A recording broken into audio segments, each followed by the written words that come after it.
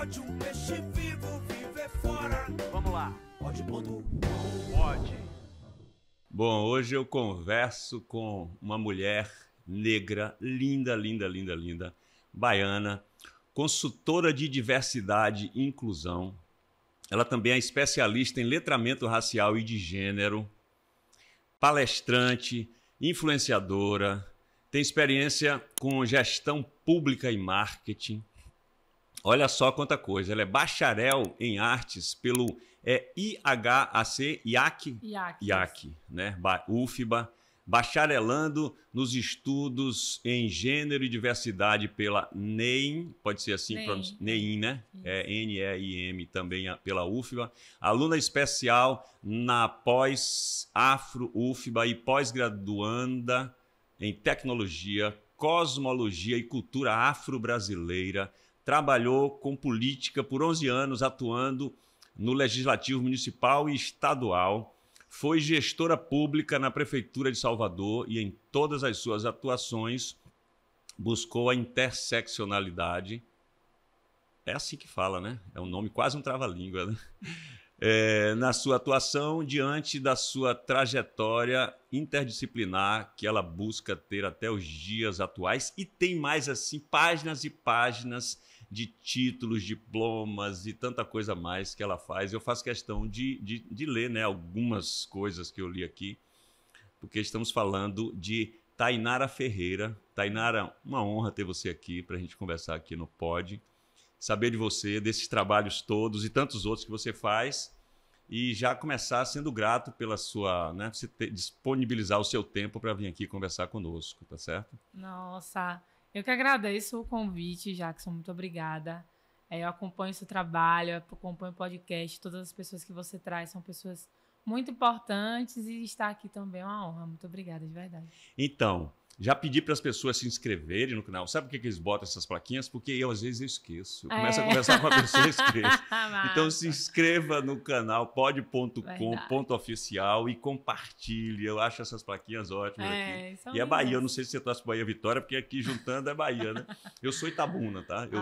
Eu me defendo assim. Eu não digo para ninguém aqui que eu sou Bahia ou Vitória, porque eu sou Itabuna. Sofro menos que o Bahia joga menos, o Itabuna joga menos. Eu sofro menos. Eu vou começar dizendo um poema de Fernando Pessoa que diz assim, ó, quando eu olho para mim, não me percebo. Tenho tanto a mania de sentir que me extravio às vezes ao sair das próprias sensações que eu recebo. O ar que respiro, este licor que bebo, pertencem ao meu modo de existir, e eu nunca sei como hei de concluir as sensações que a meu pesar concebo. Nem nunca propriamente reparei se na verdade sinto o que sinto. Eu serei tal qual pareço em mim? Serei tal qual me julgo verdadeiramente?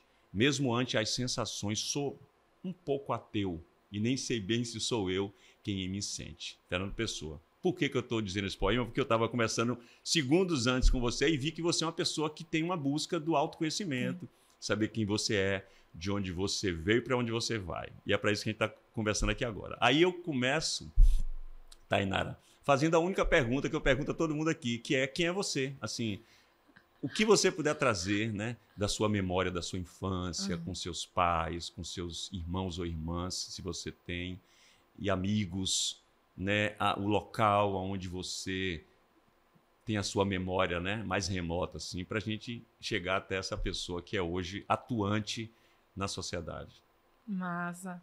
Isso me traz também muitas memórias desse final de semana agora. Tirei um pouco para descansar. Final do Mercúrio retrógrado, e aí eu que acompanho astrologia, acompanho tudo que mexe com a espiritualidade, e eu estava lembrando muito do meu pai, né? Então eu sou uma menina que foi muito mimada pelo pai. Meu pai é falecido há 5 anos, sou filha de uma relação interracial. Meu pai é um homem negro, que eu não o via como um homem negro, por exemplo. Eu não tinha esse entendimento. Esse entendimento veio depois que ele faleceu, numa sala de aula, estudando o que eu estudo, né? Gênero e diversidade, nessa minha segunda graduação. Ele faleceu tem quanto tempo? 5 anos. E até 5 anos atrás você não via seu pai como um... Não, a gente não tinha essa conversa dentro de casa, no meu seio familiar, de jeito nenhum. E tudo isso me atravessa muito, porque diz muito o que eu sou, né? Então eu sou uma pessoa que eu me considero até uma pessoa controladora, eu sou um pouco mimada, eu sou uma pessoa também de espiritualidade muito forte.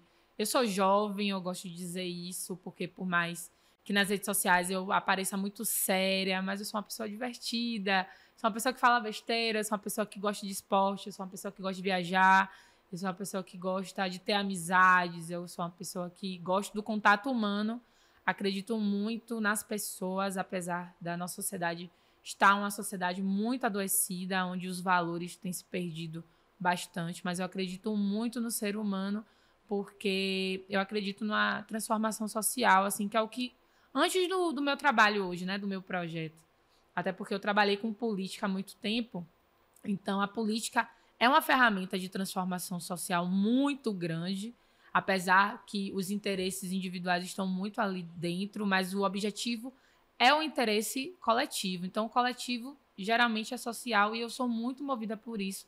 Costumo dizer que o meu sonho é ter um instituto, é fazer um projeto social do meu bolso, assim, eu arcar e fazer política pública com o meu recurso financeiro para ajudar o próximo. E eu sou muito de me conectar. E depois que eu virei candomblessista, então piorou, assim. Então eu sou um pouco dessa pessoa. Piorou ou melhorou, né? É. Sim, mas eu quero que você fale lá da sua infância mesmo. O que é que você tem na sua memória? O que é que você acha que foi importante para você? Sei lá, dificuldades que você já percebia, né? Como é que você se via, ou como é que você via a maneira que os outros te viam, entendeu? Sim. Por você ser uma mulher negra. Sim. Né? Rapaz, ó, minha infância, eu sempre desenhei e pintei, desde nascida... Filha única? Não, eu sou a caçula. Meu irmão tem 15 anos de diferença, só somos eu e ele. E eu sempre desenhei e pintei, por isso que a minha primeira formação é em artes. E é um dom que eu tenho, que eu não desenvolvi, inclusive eu tenho muito interesse em desenvolver. E minha sobrinha, que tem 7 anos, ela tem o mesmo dom. O mesmo dom, desenha, pinta, igualzinha a mim. Então, a minha infância ela é muito regrada pelos livros que eu pintava, desenhava na sala de aula. Meus colegas que estudaram comigo, eu estudei no colégio militar, estudei em escolas particulares. A única escola pública que eu estudei foi o colégio militar. E eu desenhava o fundo da capa do caderno dos meus amigos. Tem amigos meus... Eles pediam para você.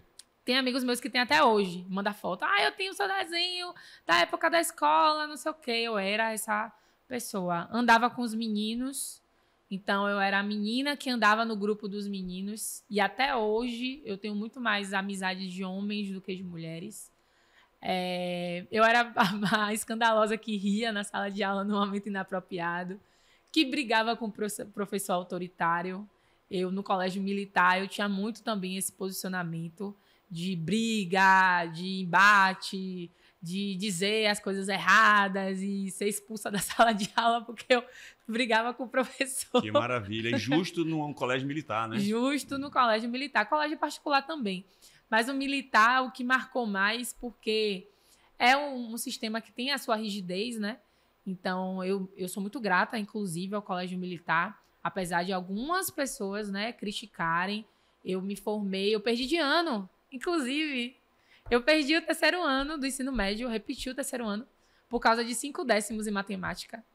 Na época, eu tinha passado na UNEB. Passei na UNEB, minha mãe me matriculou no vestibular, e aí eu pedi, minha mãe, na época a UNEB eram 2 opções. Eu falei, minha mãe, bote design gráfico, que era o que eu queria fazer na época, e bote uma segunda opção qualquer. Aí, quando ela foi fazer a inscrição, ela... Qual a segunda opção que você quer? Eu falei, bota aí administração. Só que ela se confundiu. Botou a administração a primeira e design gráfico a segunda. Eu passei na UNEB em administração. Só que não cursei porque eu perdi de ano no militar. Aí minha mãe ficou pé da vida. Como é que você perde de ano? E não sei o que, eu não vou pagar a universidade particular, não tenho dinheiro, viu? E você vai ter que passar numa pública. Se vire para passar. E aí eu fiquei preocupada, repeti de ano, e aí quando eu repeti, eu passei em todas as federais. Mas você repetiu no colégio militar? No colégio militar. Lá mesmo você se recuperou, mesmo, né? Lá mesmo eu recuperei. Mas você traz uma coisa que é interessante, assim, porque tem também, assim, uma questão da disciplina que é importante. Isso, não é? Com certeza. Eu aprendi muito sobre isso, disciplina. Assim, acho que não foi por acaso que você foi para lá, né? Uma pessoa que tem uma cabeça, né? Que tem uma personalidade forte, precisa também ter uma disciplina para colocar no caminho legal, né? Precisa. E o colégio militar, ele foca muito no comportamento, né? Então, você tem que ter um comportamento exemplar, você tem que ser educado, você não entra numa sala, não dá bom dia. Eu lembro muito sobre isso. A gente pedia permissão para entrar em sala. Permissão concedida, você entra. Se você entrasse sem essa saudação, volta lá. Então, isso eu levo até hoje. Roupa, assiduidade, apesar que eu sou uma pessoa muito ruim com horário, mas assiduidade eu sei que é importante, comportamento, apresentação pessoal, o estudo. Então, o colégio militar, ele prega muito mesmo, né? De você tirar notas boas, de você ter uma aprovação nas universidades de referência. Então, é uma casa... E eu falo muito sobre isso nas minhas palestras, que é uma das frases do colégio militar. A palavra convence, o exemplo arrasta. E eu levo isso até... A palavra convence, o exemplo arrasta. É uma boa... uma boa frase. E eu levo isso para minha vida até hoje. Porque, assim, o meu mestre espiritual, ele disse que quer ver a prática em cima do pregador. Exato. Não é? Então, a gente está vivendo num momento, assim, na sociedade, no mundo todo, né? Que a gente vê, principalmente na política, se promete muito e se faz muito pouco do que se promete, né? Exato. Sim, mas fale mais aí. Eu tenho algumas coisas semelhantes, assim, na minha infância e até adolescência, eu gostava muito de desenhar na escola. E os meus colegas que desenhavam muito mal, iam para o intervalo, deixavam uma pilha de cadernos na minha cadeira, na minha carteira. Na minha época, que é bem antes da sua, tinha aquela carteira, inclusive, com 2 pessoas numa mesma carteira, né? Sim. Eu alcancei isso ainda. E eu desenhava para eles. Eles tiravam Desenhava a nota. A carteira também? Não. Eu desenhava a carteira inteira. Eu acho que eu também... O quê? Eu desenhava tudo. E você tomava reclamação? Eu era mais comportado que você. Eu tomava menos reclamação. Mas eu lembro, você falou, eu lembrei, tem um amigo meu chamado Aloísio Tatu, o apelido dele, de um cantor de uma banda de rock chamada Além do Céu, lá em Itabuna, que muitos anos depois ele fala, Jackson, até hoje eu guardo um desenho que você fez no meu caderno, mas os meus desenhos eram subjetivos. Então, eu não sabia em que ia dar. E eu ia achando ali, entendeu?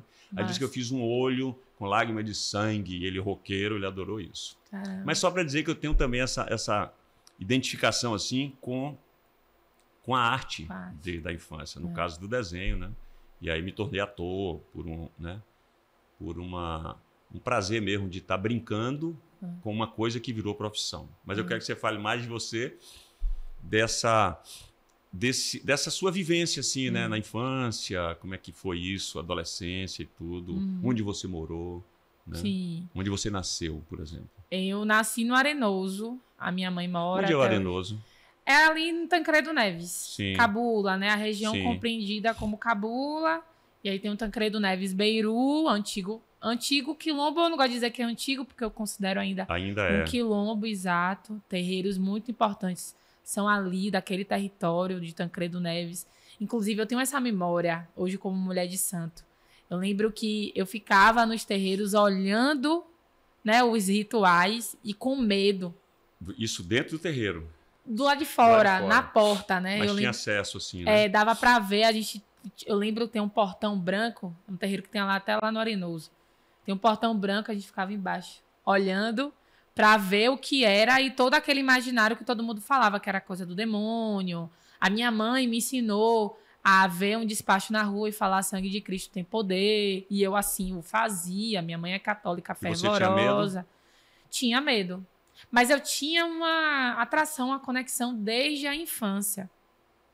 E eu tinha uma memória sobre a minha avó, que tudo isso são coisas que eu tô contando aqui que eu nunca falei, eu achei legal. Que maravilha. E eu tinha uma conexão, assim, de lembrança da minha avó paterna, a mãe do meu pai, dela passar muitos banhos para minha mãe, passar rezas que tinha que fazer, incensar a casa às 18 horas.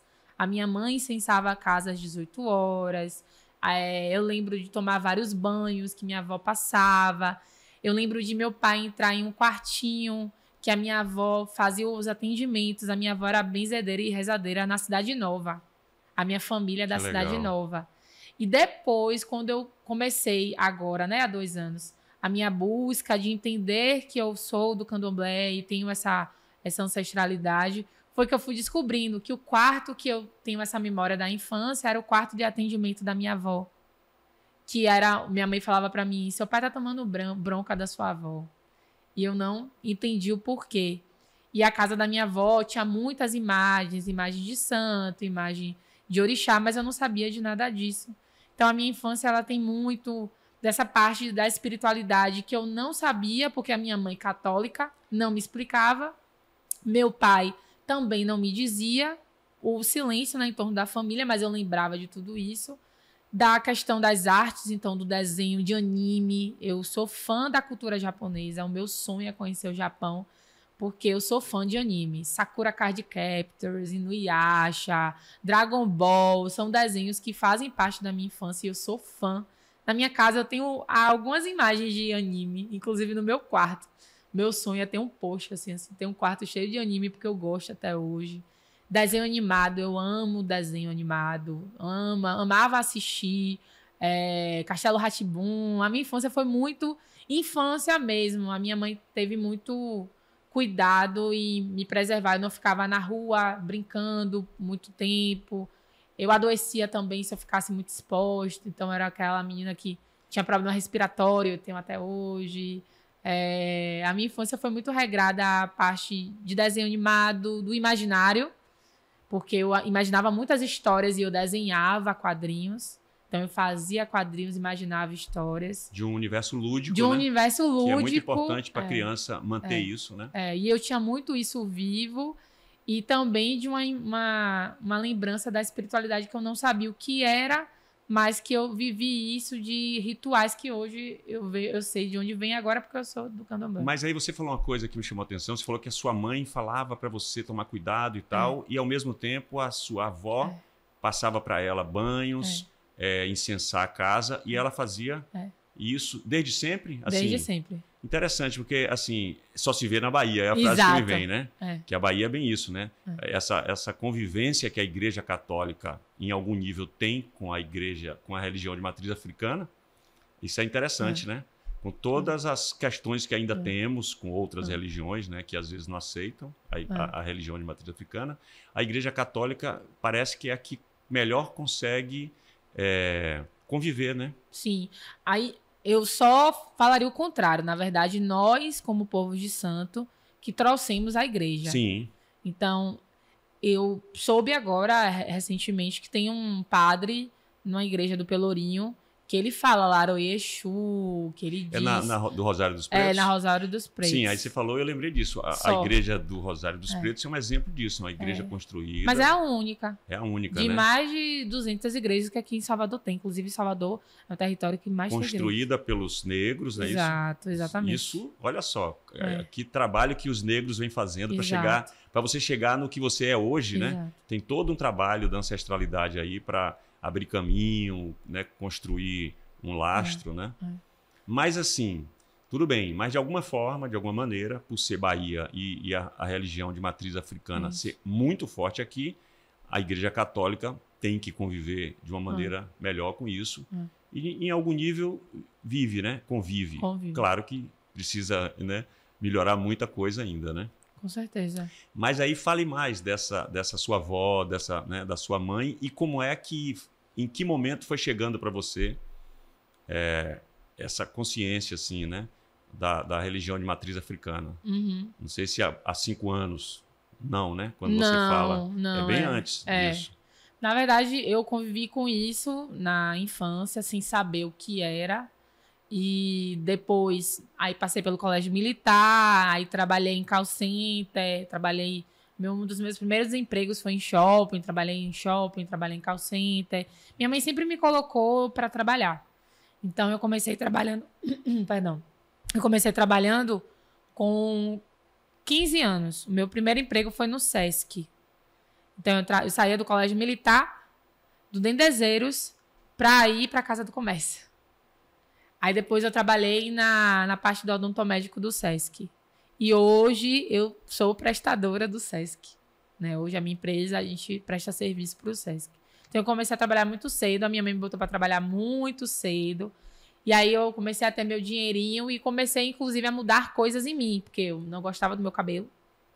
detestava o meu cabelo.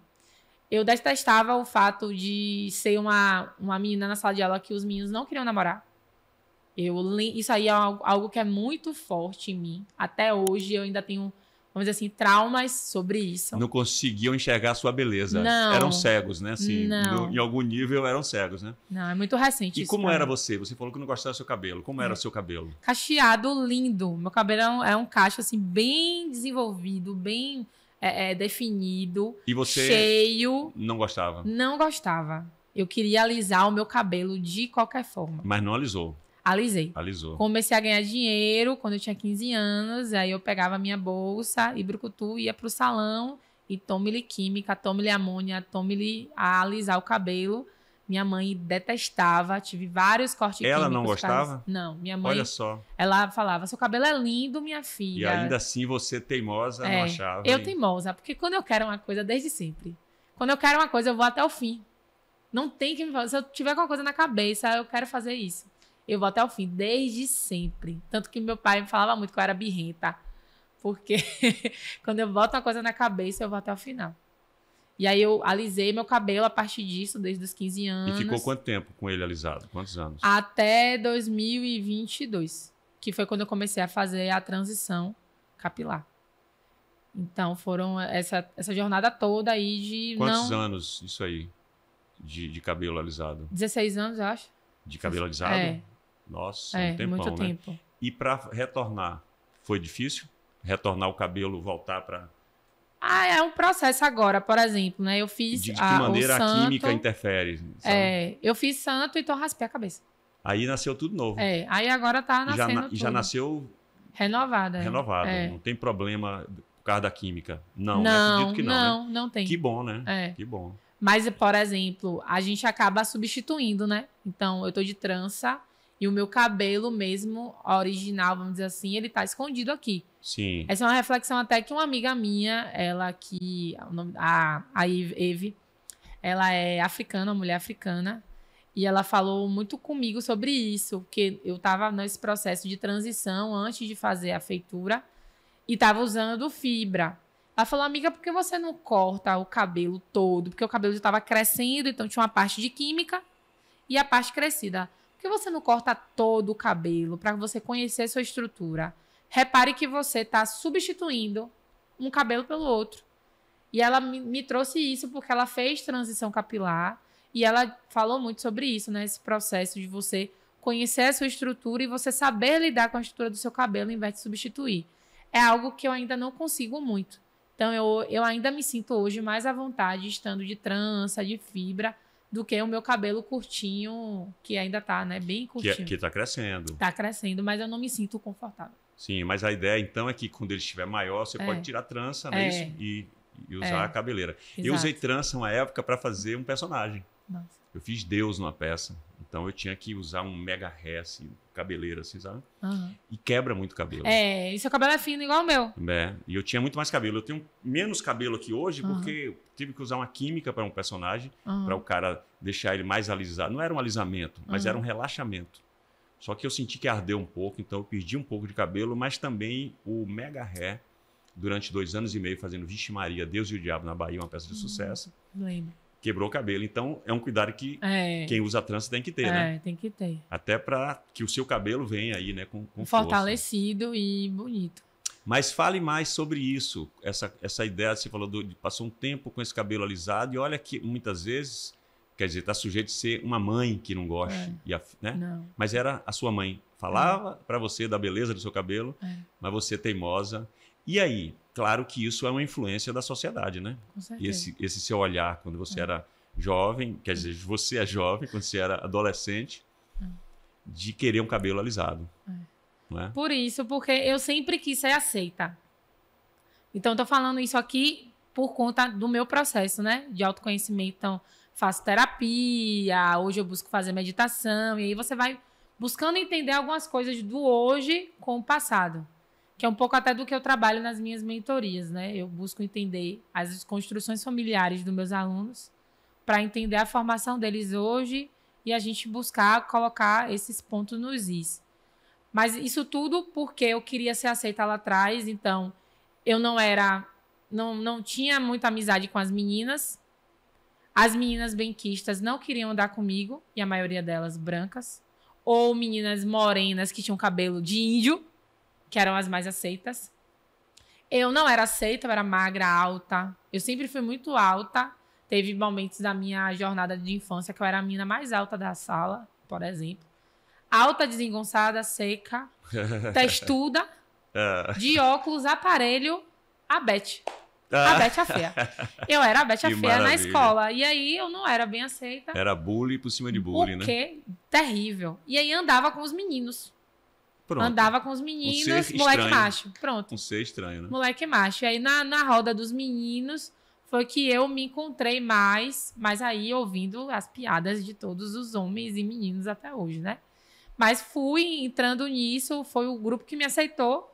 E aí eu venho me formando assim um pouco nesse lugar, né? A partir disso, na adolescência também. Só que sempre querendo mudar os aspectos em mim. Então, pintei meu cabelo de loiro por muito tempo. Fiz alisamento por muito tempo. Andava em ambientes que antes eu não andava. Então, eu já fui por Florianópolis só pra estar em uma micareta pra pegar homem branco. Florianópolis em Florianópolis, uma festa de carnaval, uma folia, uma coisa assim. Florianópolis, que nome interessante, né?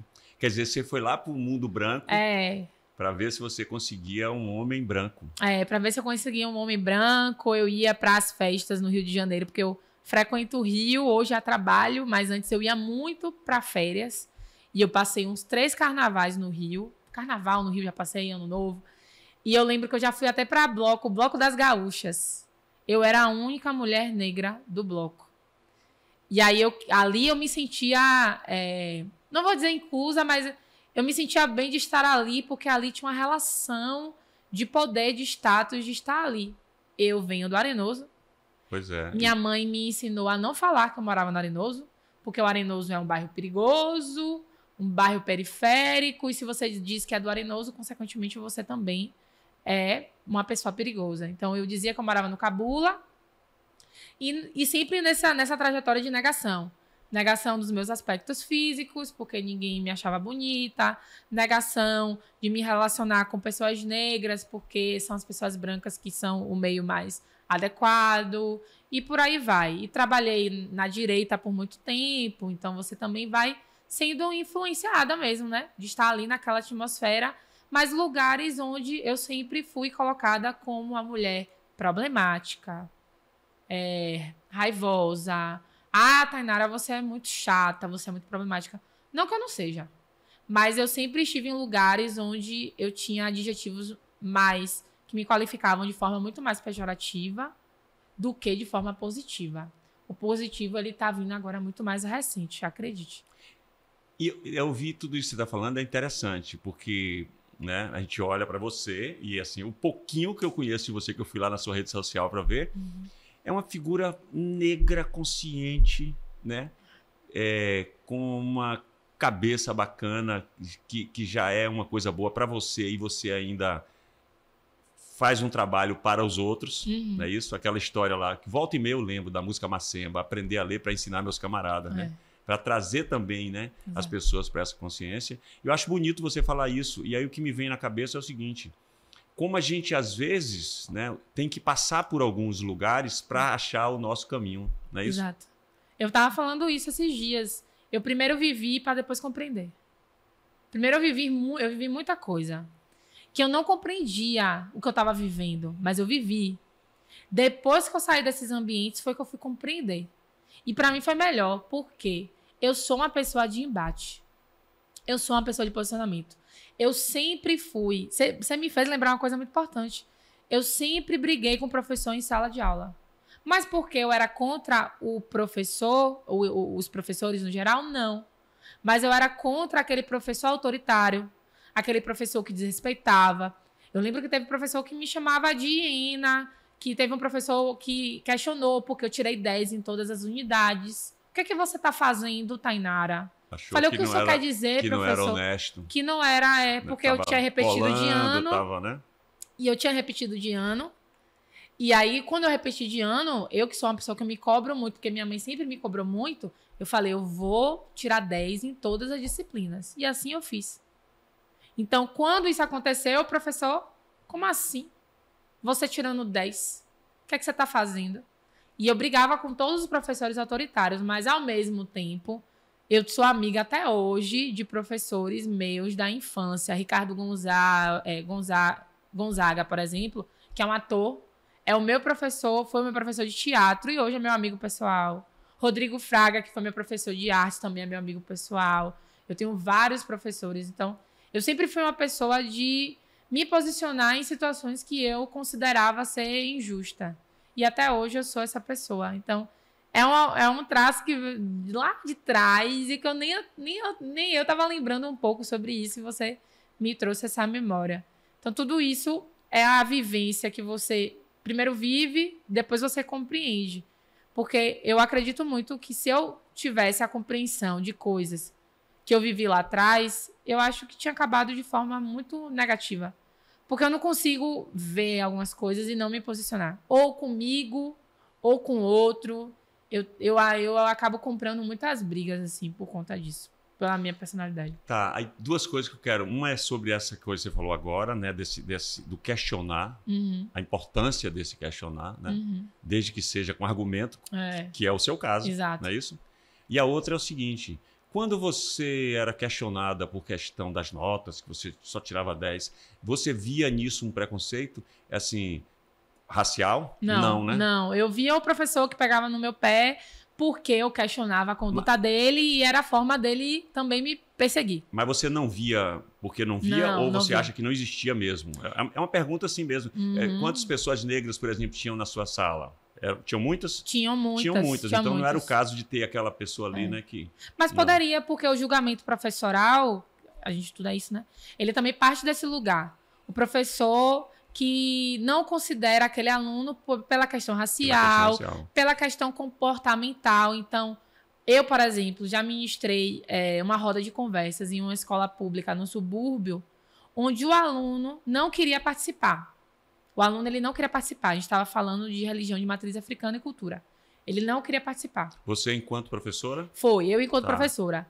E aí eu pedi para os alunos fazerem uma atividade, ele saiu da sala. Eu fui atrás dele. Eu falei, e aí, meu parceiro?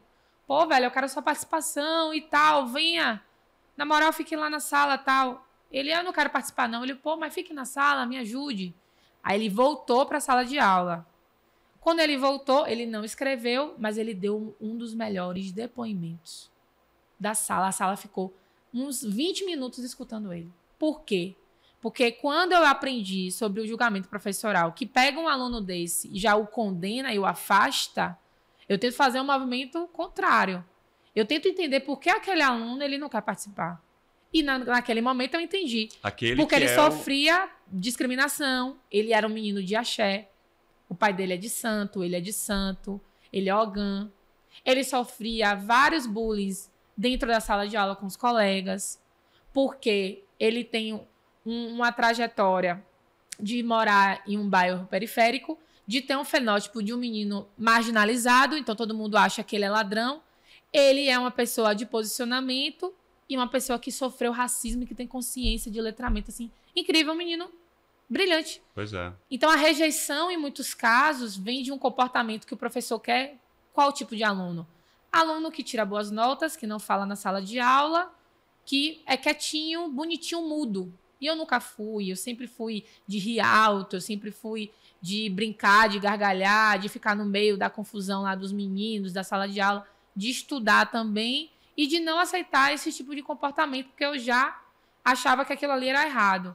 Mas na época eu não tinha essa consciência que eu tenho hoje. Então, não identificava na época como isso, mas acredito que pode ter sido sim, com certeza. Então nesse seu trabalho que você faz hoje também, como é que você vê a importância desse questionamento? Porque eu vejo que o questionamento, como você sempre fez e faz, e que você fala, é realmente de não aceitar uma coisa que não seja legal, né? Exato. Uma imposição de alguma coisa, ou querer que a pessoa seja de um jeito que ela... Não, e eu penso assim, que o educador também é aquele, a exemplo desse menino que você percebeu, que vai lá pegar aquela pessoa que tem alguma dificuldade, que precisa saber por onde vem a dificuldade, para fazer com que ele supere aquilo e consiga se expressar, né, como pessoa. Exato. Né? Se a gente estudou tanto, né, o que é que a gente subentende? Quem é educador estudou mais. Se você ensina, porque você sabe mais. É o que a gente entende como premissa. Então, se essa premissa ela é factível, então vá lá e ajude aquela pessoa que tem dificuldade. É muito mais trabalhoso você trabalhar um aluno que é indisciplinado, que não quer participar das atividades. Dá muito mais trabalho, mas para mim o tesão tá aí. É o trabalho, né? É o ofício do... né? Exatamente. É compreender o incompreensível de alguma forma. E hoje, nem todo mundo quer ter esse tipo de didática, entendeu? Então, assim, tem muitos professores que ainda vivem nessa época anterior. E tem muitas pessoas que vivem nessa época porque a dinâmica das relações é a discordância. Porque a discordância não necessariamente é sobre o certo ou errado. A discordância é sobre você trazer um novo olhar. Quando eu questiono, não quer dizer que a Tainara está certa. Não, eu estou trazendo um outro olhar de algo que muitas vezes você só olhou de uma forma. Você só bebe água. Mas hoje eu lhe trouxe um suco de uva. Ah, eu não gosto de suco de uva. Tudo bem. Mas eu trouxe suco de uva. Beleza? É isso. Porque o que a gente precisa hoje, eu acredito muito nisso. Não só dentro da sala de aula, mas fora. A gente precisa compreender. Compreender para respeitar. Não necessariamente para concordar, mas a gente não quer ouvir. A gente só quer ouvir o que nos convém. O que não nos convém, a gente descarta. Foi de certo ou errado que os preconceitos e os estereótipos foram criados. Porque você diz que isso é certo e isso aqui é errado. E aí todo mundo, ó, brucutu errado, ninguém mais quer saber. Por quê? Porque tudo tem uma norma, né? Quem criou a norma traz muito dos seus pensamentos, do seu arcabouço cultural. Então eu busco quebrar isso em todas as dinâmicas. É por isso que eu falo hoje muito assim, é relativo. Depende. Beleza, tem coisas que eu me posiciono mais de forma firme, porque eu digo o meu lugar como pesquisadora. Qual é o meu lugar? O meu lugar é um lugar de uma mulher negra, baiana, blá, blá, blá. Eu trago toda a minha trajetória. Eu acredito nisso. Mas se você acredita naquilo, beleza. Mas a minha linha é essa. Porque você saber também o seu percurso é importante. Porque também senão você fica que nem cego em tiroteio. Então, relativizar também não é o lugar de não posicionamento. O relativizar é o olhar, é o lugar da escuta. Eu também falo muito sobre... Por isso que Deus nos deu 2 olhos, 2 ouvidos e uma boca. Ouvir mais e enxergar mais do que falar e ser o dono da verdade, né? Exatamente. Que é o que a gente tem visto muito. Você traz um assunto que é importante, que a gente vê muito, principalmente hoje nas redes sociais. Exato. Né? Todo mundo quer falar, quer ser o dono da verdade e compreender menos. Exato. Né? Ninguém quer. E eu tenho brigado muito na rede social com isso. Brigado de forma até de bastidor. De influenciadores que hoje se auto-intitulam de muitas formas. A pauta racial está em crescimento, isso é massa, mas vamos buscar, de fato, a desconstrução. Estudar, viver, experienciar, porque não se formam especialistas de inteligência artificial. Inclusive, eu detesto esse negócio de AI. Eu sou contra. É bom em alguns aspectos. Mas, para o meu processo de criação, eu ainda sou da moda antiga. É leitura, é me isolar. Agora, Natal mesmo, minha família, a gente vai passar em Sapiranga. Vou me isolar no meio do mato. Meu ócio criativo, amo, adoro. Meu processo de escrita, meu processo intuitivo. Não meu processo de pegar um recorte, não buscar compreender a genealogia, a origem, a raiz daquilo. Não buscar compreender se aquilo também faz sentido para mim, porque eu acho importante. Tem que fazer sentido para mim também, não para o público apenas. O que eu trago coisas que fazem sentido para mim ideologicamente, que não necessariamente, às vezes, não é vivência. Tem coisa que eu não consegui aplicar ainda. E tá tudo bem, porque é um processo. Processo não é da noite pro dia. Para eu chegar à Tainara de hoje, que você tá me fazendo até trazer uma linha temporal bacana que eu nunca fiz. Eu precisei viver muitas coisas para além do conhecimento acadêmico. Para hoje eu estar aqui da forma que eu estou. Então, todo o processo demanda um tempo. Mas no mundo efêmero da rede social, que o Reels tem que ser 1 minuto, que o History é 60 segundos, como é que eu vou condensar um livro desse em 1 minuto? Todas as reflexões que estão aqui? Impossível, meu parceiro. Mas na rede social, ninguém quer entender isso, não. Todo mundo quer trazer coisas superficiais, sintéticas muitas vezes, e adotar aquilo como a nova verdade. Eu sou da profundidade, entendeu? Eu amo a profundidade. Que maravilha, que coisa boa aí, assim, coisa boa ter você, uma figura jovem, sabe? Porque a gente vive numa época em que a juventude parece que não tem essa consciência que você está falando, dessa coisa presencial, desse Natal que você vai passar com a natureza, não é? E uma coisa interessante, porque quando o posicionamento de pessoas nas redes sociais, a grande maioria vai induzido por um pensamento de alguém. Exato. Ou do momento. Ou do momento, no calor daquela maluquice lá. Exato. E não tem esse aprofundamento, né? Que é a busca do ser humano. A busca da compreensão. Compreensão de si e compreensão dos outros. E dá um trabalho. E aí você bem sabe disso, que você também é dessa pessoa. Eu sou desse caminho aí. Então, assim, como é que eu vou compreender o outro se eu não me compreendo ainda? Por isso que eu trouxe aquele poema. 2 minutinhos que a gente estava conversando aqui antes da gente ir pro, né? De a gente abrir as câmeras aqui. Por isso que eu trouxe, né? Assim, quem eu sou, de onde eu vim, para onde eu vou, né? Eu serei tal qual pareço em mim. Para saber se é ou se não é, tem que ter esse aprofundamento. Tem que ir para o livro, tem que ir para a busca de si, tem que se recolher. Tem que se recolher. Que coisa... Tem que se recolher. Eu amo o candomblé hoje por isso. Porque toda vez que eu vou entrar no roncó, no terreiro, eu falo assim, oh, glória a Deus. É um momento que eu mais vou me reconectar comigo. Você com você mesma, né? Isso é importante demais. A gente está no mundo das interferências. Isso aqui é uma grande interferência lá. Sabe? Então, o retornar, ele é ancestral, ele não é retrógrado e ele é necessário.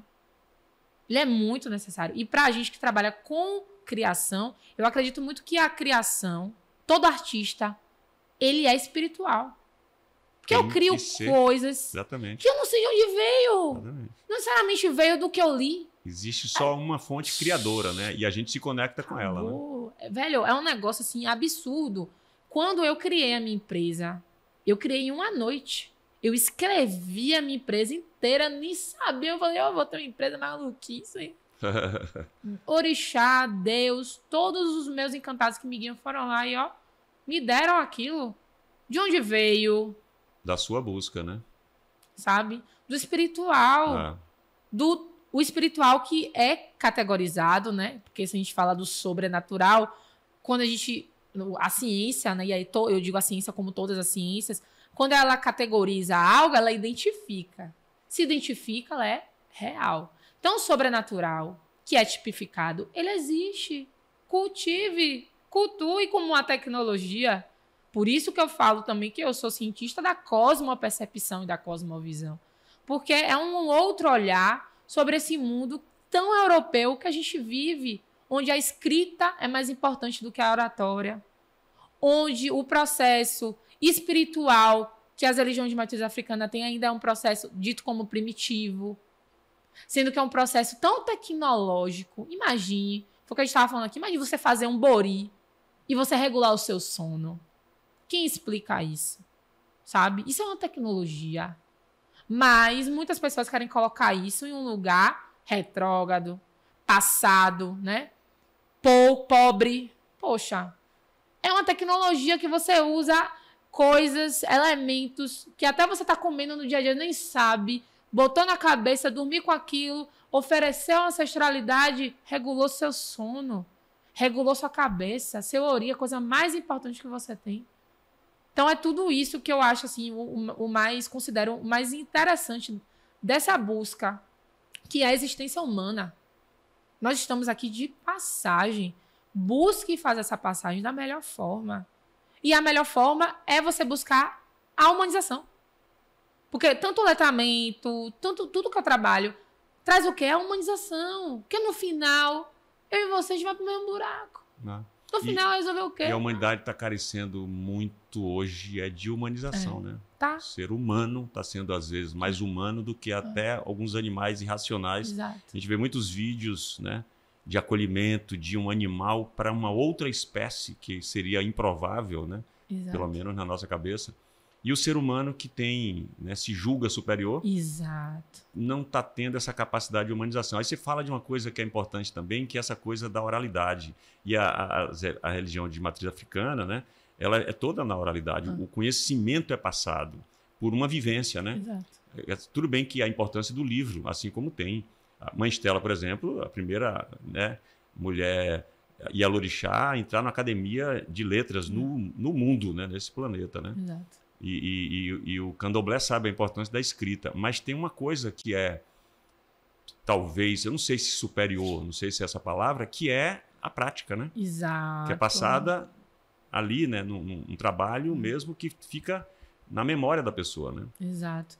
Eu me recordo do pai Sidney de Xangô, ele que é meu amigo e também uma pessoa que intelectual e que eu me inspiro muito. Ele falou: filha, terreiro é boca fechada e pé ligeiro. Então, primeiro, o terreiro, apesar de ser um ambiente de oralidade, é um ambiente muito mais de você se calar, observar para aprender. Porque você aprende, de fato, com a prática. A prática não anula a teoria. Eu brigo muito isso com algumas pessoas do meu terreiro, do meu convívio, que falam, esse negócio de intelectualidade. Gente, a intelectualidade hoje, que fala de uma intelectualidade de terreiro, ela não descarta a prática. Ela soma com a vivência e a experiência. E a observação. Porque a teoria, muitas vezes, dentro de um processo de epistemicídio, ela andou na contramão da prática.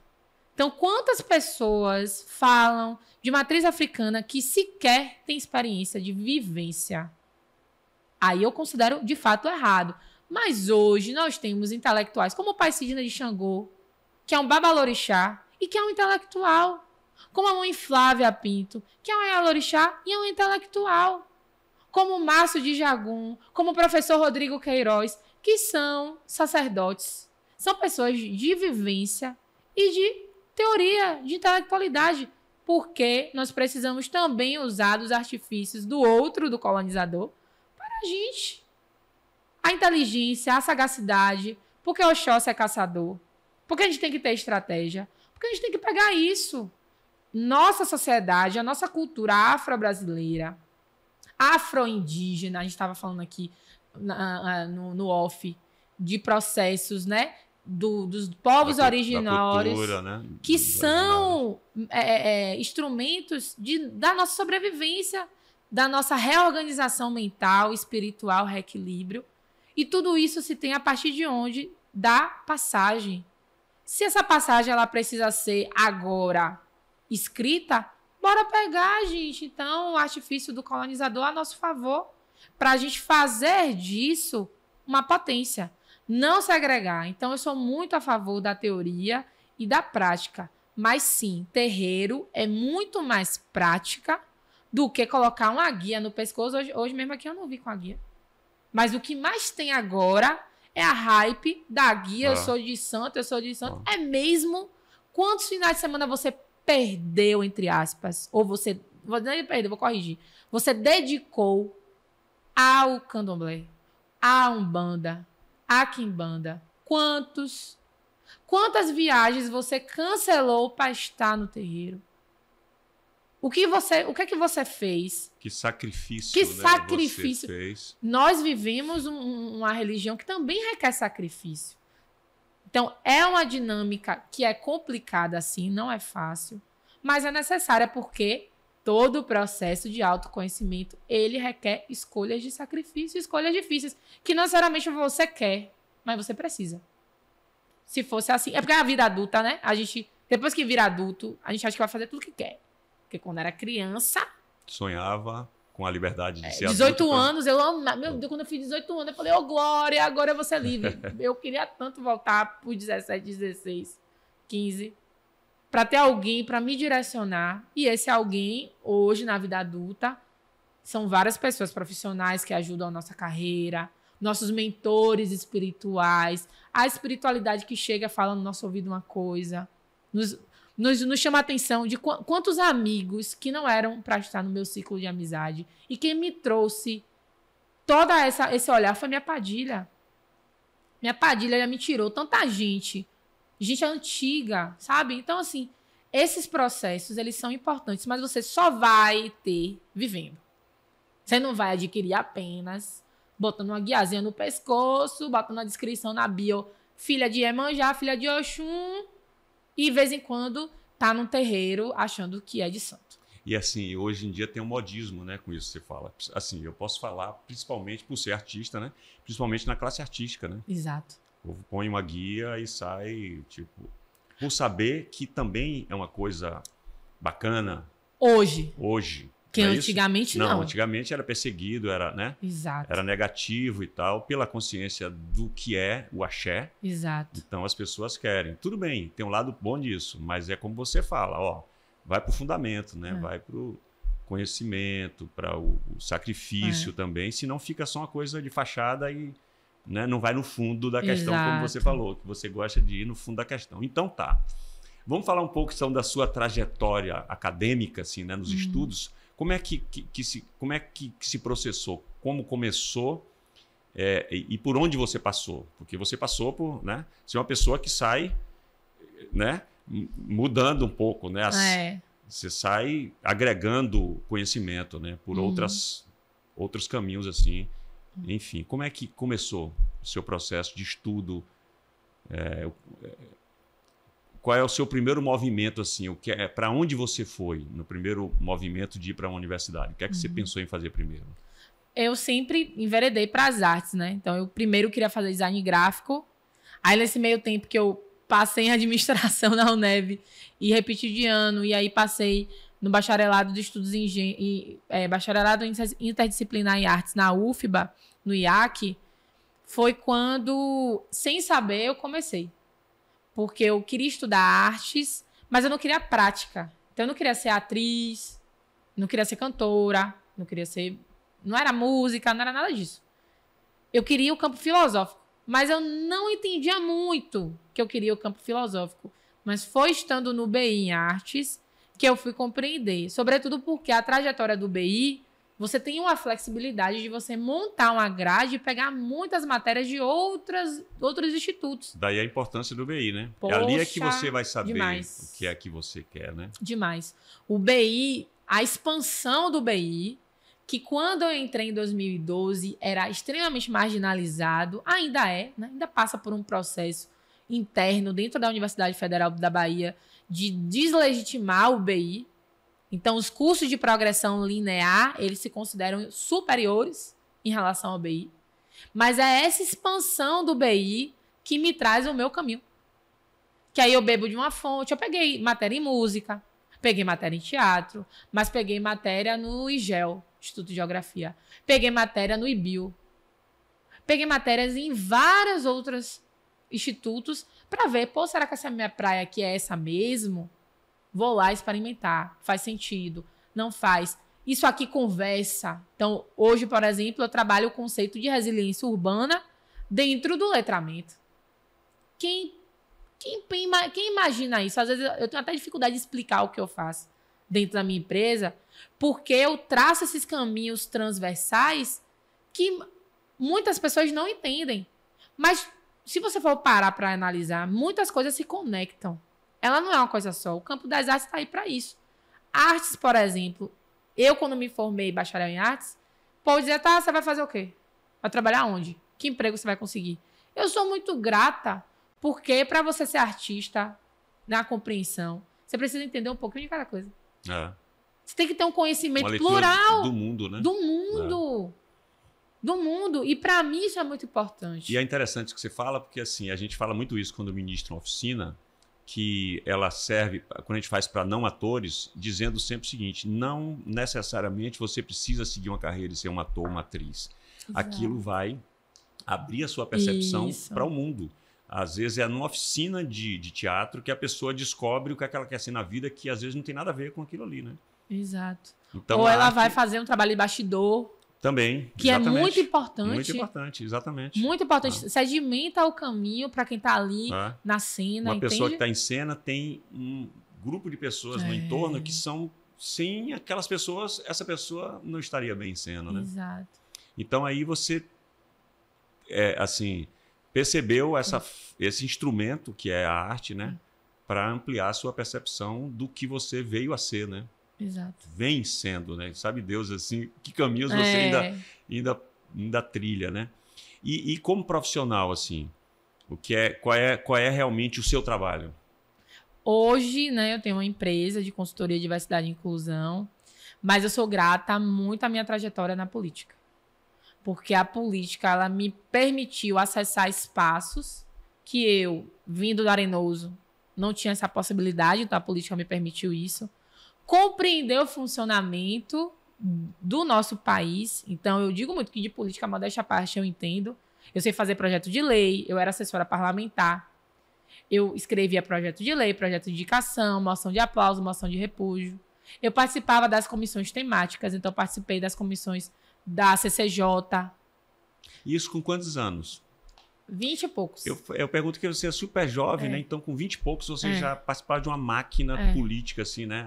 Agindo mesmo. Agindo. 2013 foi quando eu comecei a minha trajetória dentro do Legislativo.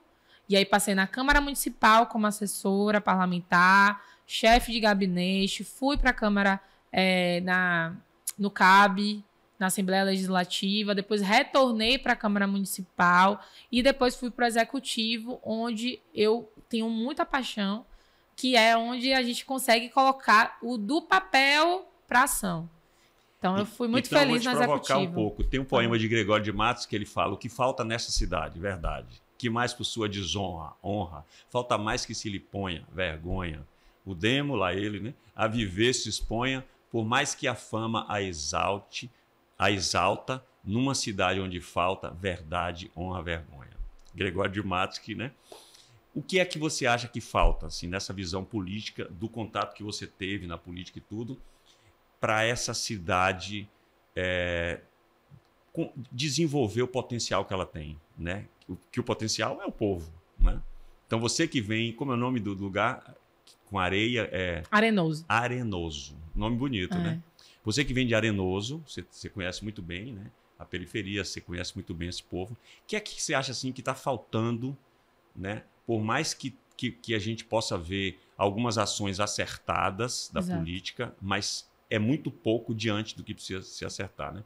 O que é que você acha que falta, assim? Você sendo agora uma pessoa da política, com o poder de fazer essa cidade prosperar. Falta letramento mesmo. Compreensão do que é Salvador, esse território afrodiaspórico. Porque uma mentalidade brancocêntrica não pode governar uma cidade afro. De jeito, maneira, qualidade. É mais de 84%, né, da população, né? De jeito, começa por aí, né? De jeito, maneira, qualidade. Salvador tem nomes de lugares como Elevador Lacerda. Antônio Francisco de Lacerda é um escravocrata. E nós temos um cartão postal conhecido mundialmente com o nome de escravocrata. Até quando? Em nomes de logradouros de famílias e famílias e famílias. Até quando? Precisamos retornar e trazer a decolonialidade à nossa cidade. Porque Salvador ainda é uma colônia. Então é dentro... Aí vão achar, é a prefeitura. Quem governa é o legislativo, minha gente.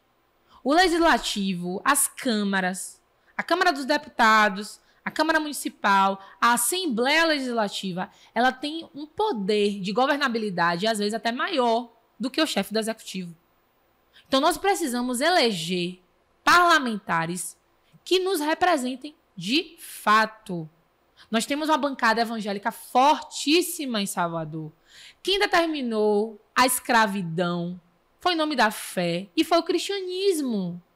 Não teve outra religião que se colocou à frente da escravidão. Quem fez o movimento contra a escravidão foram os povos de matriz africana. As figuras, uma outra, Irmã Dulce, que são do cristianismo e que foram contra isso, são exceções. Raríssimas, né? exceções. Só que a gente pega a exceção e torna a regra. Porque nós temos uma cidade ainda sem o entendimento afrocentrado dela mesma. Nós temos bairros muito potentes. A Liberdade tem um colégio Duque de Caxias. Quem foi Duque de Caxias? Como é que Salvador ainda traz essa narrativa? Aí você vai para Berlim, como eu já fui, e você vê o cenário da Guerra Fria sendo contado para que a humanidade lembre de nunca mais repetir a história. Porque nós escondemos a história da escravidão. Por quê? Porque a gente não quer identificar, né? As famílias que ainda comandam essa cidade, que ainda determinam as regras, que ainda determinam, inclusive, a consciência da cidade. Porque nós somos uma cidade afro, mas de pouca consciência racial. Falar disso em Salvador é até perigoso. Mas eu me comprometo muito com o que eu faço. Então, assim, nós temos um movimento que está crescendo. Não estou dizendo que Salvador está parada nisso. Está crescendo.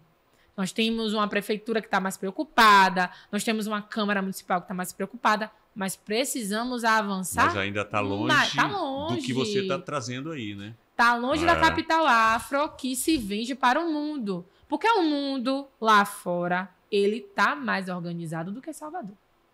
Você vai em São Paulo, você considera... Tem locais em São Paulo que estão mais organizados do ponto de vista de eventos culturais, em torno da pauta racial, em torno da pauta de gênero, sabe? Quando você trouxe aqui, por exemplo, Mãe Stella, precisamos considerar também que dentro de uma cultura africana, afrodiaspórica, as mulheres, elas têm um papel fundamental para a preservação do que hoje a gente está tendo de acervo, de legado.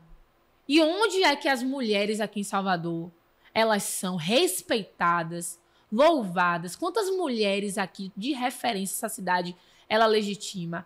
Eu vi que você trouxe aqui Bárbara Carini. Quantas intelectuais aqui dessa cidade estão saindo de Salvador?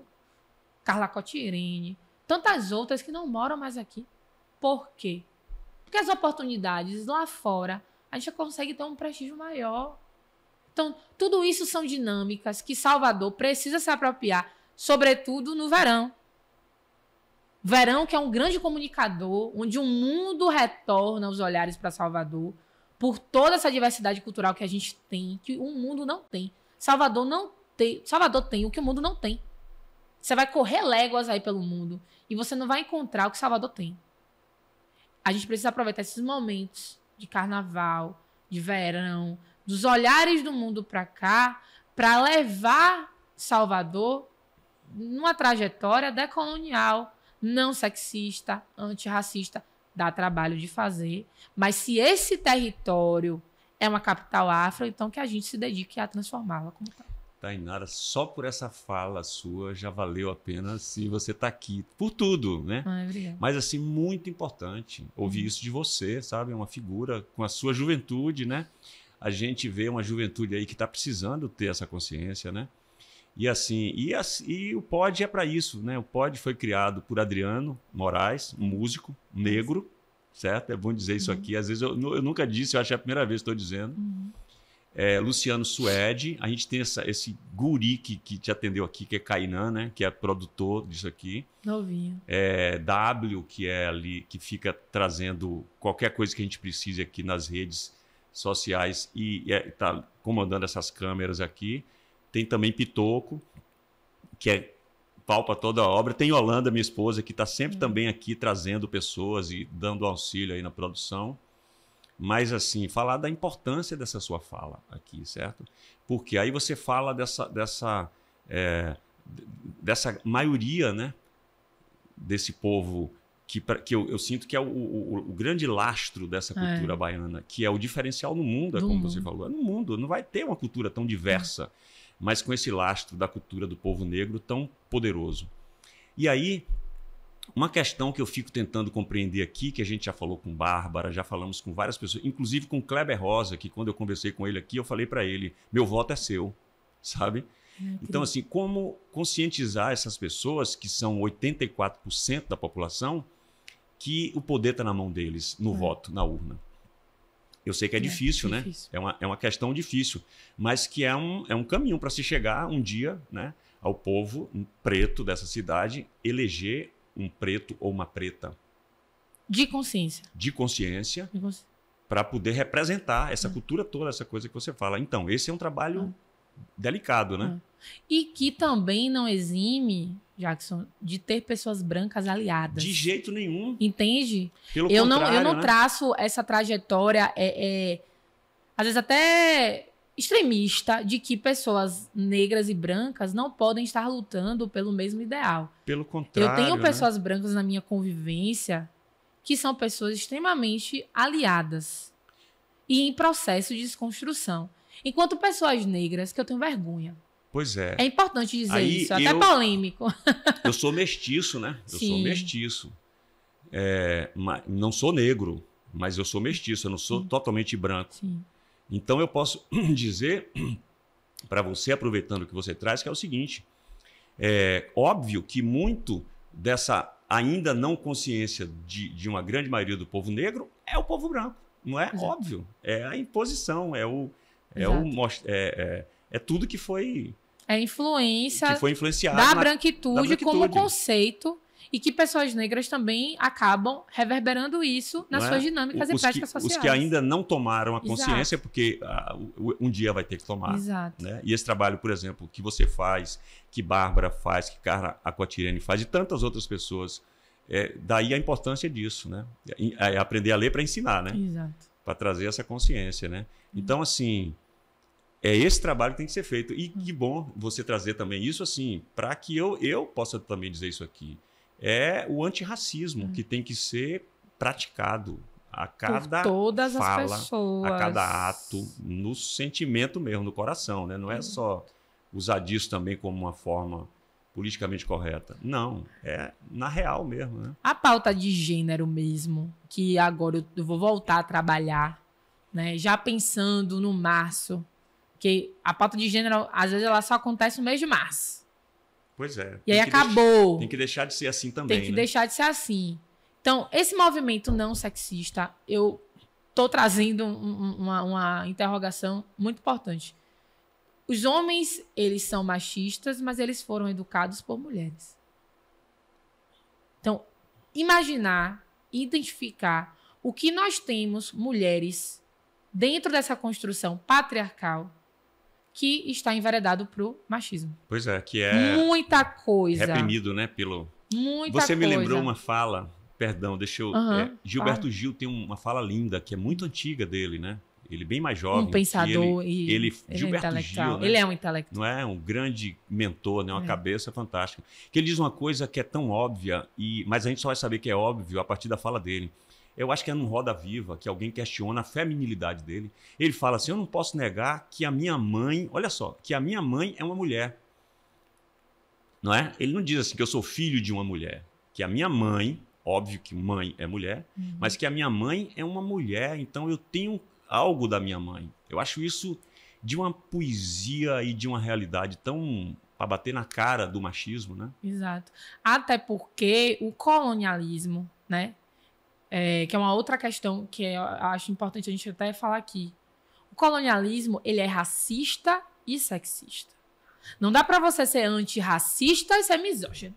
Não tem... Não dá pra você ser antirracista e ser machista. E aí colocar homens e mulheres sofrendo o impacto dessa construção. Eu, por exemplo, estou fazendo agora um movimento ousado fiz um ensaio sensual, coloquei na rede social e coloquei no privacy. O que eu tô recebendo de comentários de mulheres não tá no gibi.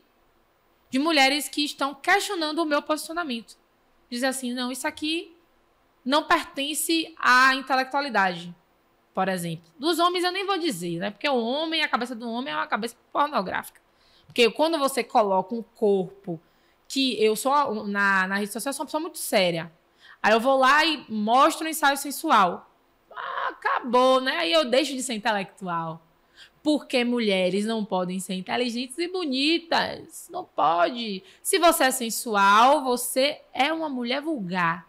E mulheres vulgares são mulheres desvalidas. Só que outras mulheres também possuem esse tipo de mentalidade. Quantas vezes eu já me peguei tendo esse posicionamento?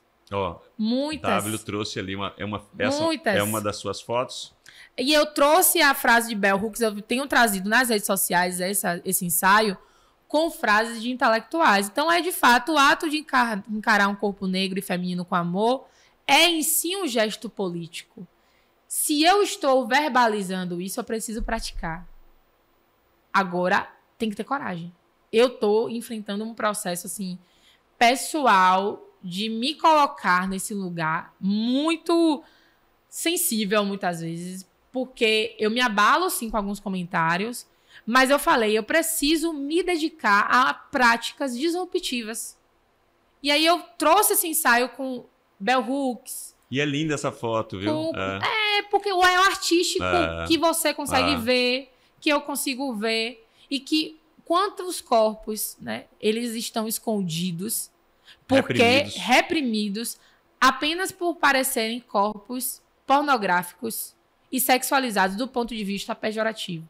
A arte, ela é nua. A arte, ela é nua.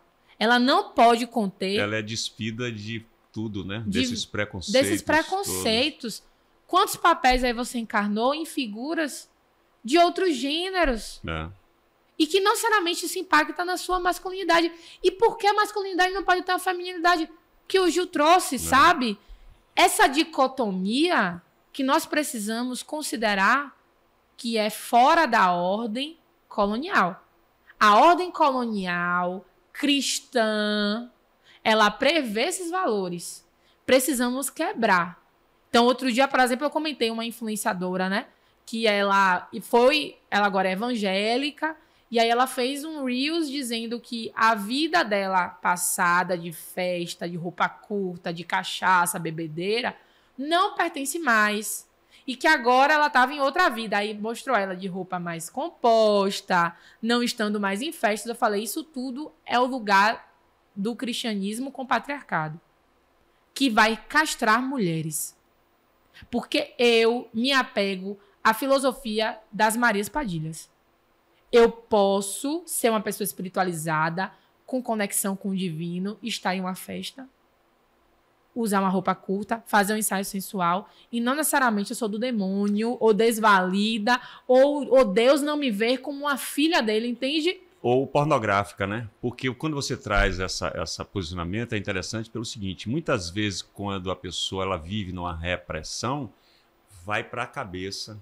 Aí eu estou lembrando aqui de Círia Coentro, atriz maravilhosa, sim, que eu dirigi num monólogo, dizendo poemas, que ela fala sobre isso, que o sexo, né, na cabeça se torna uma coisa doentia. Exato. Daí que às vezes a gente vê muitos atos violentos sexuais, às vezes dentro de uma casa, numa família, porque não tem esse desprendimento e esse despudor, né? Da liberdade. O amor é a liberdade, o sexo é a liberdade. A liberdade sem esses estereótipos. E mulheres como eu, né, o meu fenótipo, porque quando eu deixei de ser a Bete a Feia, eu passei a ser a mulher que todo mundo queria transar e não assumir. Então, eu tive poucos relacionamentos que eu fui assumida como namorada, apresentada para a família, mas muitos homens me desejando. E até hoje isso segue. Mas hoje isso diminui um pouco pela minha jornada intelectual, porque eu adquiri um valor agregado à sociedade por conta do meu trabalho intelectual. Mas o meu corpo, como uma mulher negra, ele segue ainda sendo objetificado. E eu consigo identificar isso em homens negros e brancos, negros que performam em quatro paredes, porque o homem negro, ele também tem um lugar, né, social, que as pessoas colocaram o homem negro, ele é masculino, tem né, posso falar aqui? Pode. Um homem que é desmarcado, um homem que é retado na cama, e ele não pode ser fofinho, ele não pode ser dengoso comigo, aí ele tem que ser um sexo agressivo, e eu falo mesmo, meu nego, isso aqui vem de onde? Não performe, não. Não é que não deva performar, mas colocar essa figura 100% em 4 paredes, é um lugar social, na minha análise. Assim como em homens brancos que me colocam em um lugar de também objeto. E de não considerar que eu posso ser uma mulher que ele apresente para a família. Então, todas essas construções que eu falo, eu vivo, gente. Eu vivi e vivo até hoje. E busco equilibrar. É muito difícil. E equilibrar dentro de mim. Porque hoje, eu colocar na minha rede social um ensaio de lingerie é um processo de desconstrução, primeiro, pessoal. Eu me colocar nesse lugar, a minha mãe, quando via as minhas calcinhas fio dental, quando eu comecei a comprar, ela rasgava. E eu até hoje não consigo me sentir confortável usando uma calcinha fio dental, por exemplo. De onde vem isso? Da minha criação, da minha construção, da minha mãe, que sempre falou da minha roupa curta até hoje. Se eu chego na casa da minha mãe até hoje, com um shortinho, ela vai dizer, vai pra onde assim? Vai trabalhar assim, é? Se respeita, não? Oh. Porque o respeito, ele tá agregado a uma imagem. E uma imagem vai definir o que você é. Ó, que chulo. E essa consciência está dentro daquilo que você falou quando eu lhe perguntei o que falta nessa cidade, né? Por onde reconstruir essa sociedade, né? São muitas coisas impostas para dominar, né? E a arte é livre, né? Eu acho que a arte, para trazer essa liberdade e para levar essa mensagem, é a arte. Eu não vejo. A política é também. Mas eu ainda encontro mais caminhos na arte. Porque a arte, ela é fluida, ela é livre, ela é criativa, ela é transversal, ela transcende. O transcender é justamente isso. Ela tem um compromisso social, ela, né? Ela tem um compromisso social. Eu sou suspeito para falar, viu? Eu tô aqui, mas eu queria te ouvir. Adorando ouvir você falar sobre a arte, porque eu sou suspeito para falar. Assim, tudo que você está falando é a minha consciência do que é realmente a arte e eu não estaria aqui conversando com você, não estaria tendo esse privilégio de estar te ouvindo aqui se não fosse o teatro, que eu sou ator há 41 anos, que o meu mestre é um negão, que está no andar de cima, Mário Guzmão, que trabalhou com Glauber Rocha, que é uma pessoa, aí me permita dizer assim, e você sabe disso, que ele também é responsável pela sua consciência, que você tem hoje. Sim. É ele que trouxe um pouco da consciência para o Ileaê, vovô já disse isso para mim, reconhecendo, João Jorge.